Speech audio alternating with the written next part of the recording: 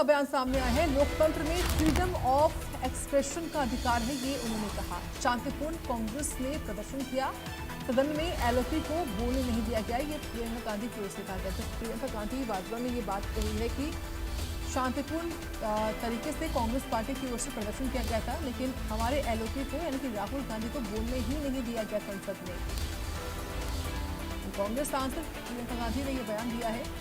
प्रियंका गांधी की ओर से कहा गया कि हमने कांग्रेस पार्टी ने शांतिपूर्ण तरीके से प्रदर्शन किया, लेकिन हमको बोलने नहीं दिया गया। दिल्ली से बड़ी खबर है, कांग्रेस सांसद की ओर से बयान सामने आया है। लोकतंत्र में फ्रीडम ऑफ एक्सप्रेशन का अधिकार है।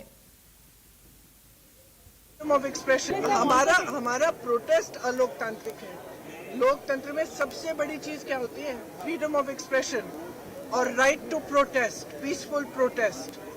इसमें कुछ अलोकतांत्रिक बात नहीं है। अलोकतांत्रिक ये है जो यहाँ इस सदन में हो रहा है, जो सड़कों पे हो रहा है। सदन में आप चर्चा नहीं करते, एलओपी को बोलने नहीं देते, ऑपोजिशन लीडर्स को बोलने नहीं देते, वो बोलने के लिए उठते हैं, आप चुप कर लेते हो। स्पीकर साहब खुद कह रहे हैं कि मुझे सरकार से पूछना है कि आप लोग डिस्कस कर सकते हो कि नहीं। ये क्या है? ये लोकतंत्र बचा ही नहीं है।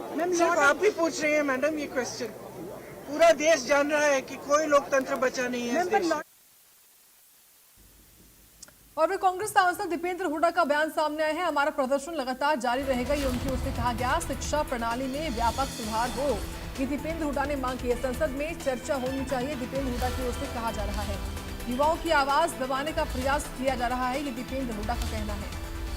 शिक्षा प्रणाली में व्यापक सुधार हो, दीपेंद्र हुड्डा ने कहा है। संसद में चर्चा होनी चाहिए, दीपेंद्र हुड्डा ने कहा है। युवाओं की आवाज दबाने का प्रयास किया जा रहा है।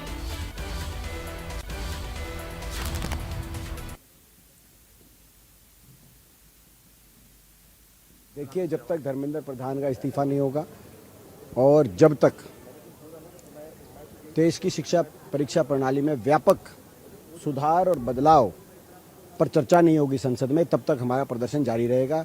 देश की जो सरकार है वो जिस बर्बरता से जिसने हमारे छात्रों युवाओं की आवाज़ को कुचलने का प्रयास किया है, वो कतई स्वीकार्य नहीं है। छात्रों की और युवाओं की आवाज़ दबाई नहीं जा सकती। उस आवाज़ की गूंज संसद में सुनाई देगी।